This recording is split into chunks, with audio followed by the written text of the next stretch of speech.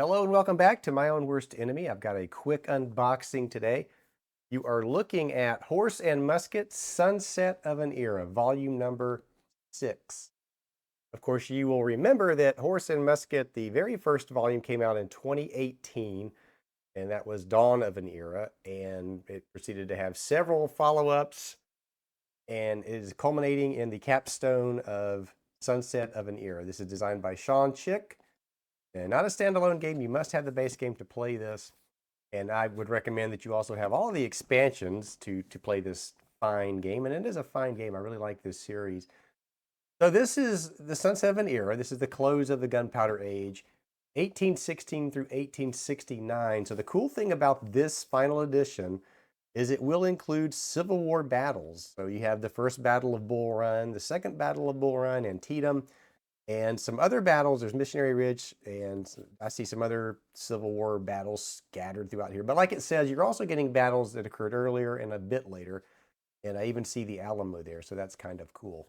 And some really neat looking Civil War artwork on the back there. So this is I highly recommend this series. This plays along the lines of something like Command and Colors, or what's the other one? Hold the Line. It's a not a very detailed, involved game, but it is a very fun game, and a lot of decisions to make, and it plays fast. And again, highly recommended. So I just want to go through this really quick to show you what you're going to get if you buy this final edition, this final volume. We'll start with the rule book, of course, and it is the same as the previous editions. And this is printed by Blue Panther, so you're going to get the same quality Blue Panther materials here. The paper is slightly glossy, not very glossy. I think this will stand up to the test of time. Of course, with Horse and Musket, you're going to get there's some changes to the core rules here. So you're going to get the rules are going to be improved, as they always are, and there'll be some optional rules that you'll add to what's occurring in this volume of Horse and Musket. So it doesn't look like a whole lot of changes, actually. Doesn't look like a whole lot of changes at all. And I'm just looking at the credits there. So the system and game design, of course, is by Sean Chick. Layout and editing by Amabel Holland and Mary Holland. So these are some scenarios that come with the game. We read a couple of those off. And so we go right from, as you can tell, this is a very established series. So we're going not very much in the way of rules changes or even optional rules. And you go right into the scenarios.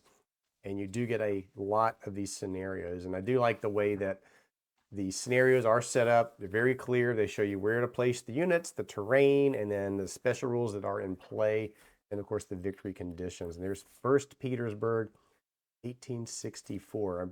I'm behind in playing some of these games. So there was the Revolutionary War scenarios that were included in the previous edition, or maybe it was the one before that. So I'm really behind in getting a game of this to the table, and maybe we'll see a Civil War battle here, or maybe I'll go back and pick up one of the Revolutionary War battles and play through one of those. That's it for the rules and the scenarios. And of course, here's the designer's notes, and I'm sure that Sean here is going to talk about how the series concludes with this edition. We, of course, have the special scenario rules and reminder cards. So these are very helpful. These are player aids. Just a small little deck of cards. You can see how small those are, and I'll show you what's on the cards, of course. So there, you can just see that these are helpful little player's aids that you can pull out as you're playing this game, and there will be national rules in here, of course, and special rules that you can lay next to the board while you're playing and refer to these.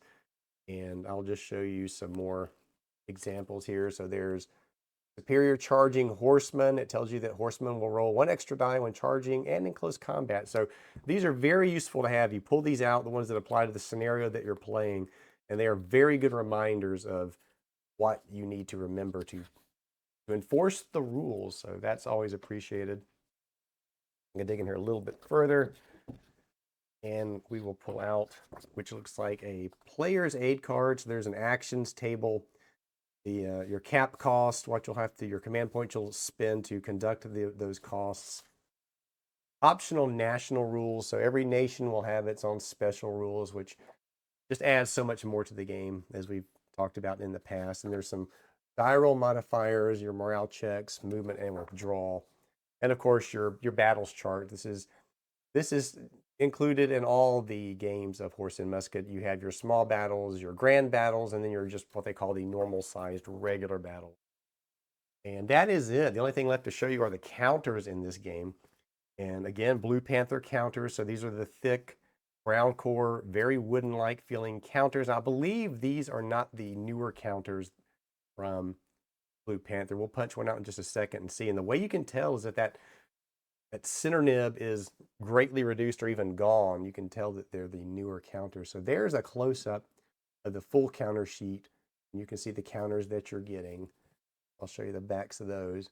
And let's punch one out real quick here to see just what type of counter we are dealing with. They come out really easy, so I got a feeling that maybe these are the new counters, the thicker counters. And you can see there are some nibs, but they're not as pronounced as they have been in the past. So I think these might be the new counters, which I do prefer to the old ones. And we'll look at this half counter sheet, and this is probably the leaders and some more of the markers that will remind you of what's going on in the game. There's some rifle markers, repeaters, which I'm sure will come in handy in the Civil War. There's the backs of those counters, and some more of those informational style markers.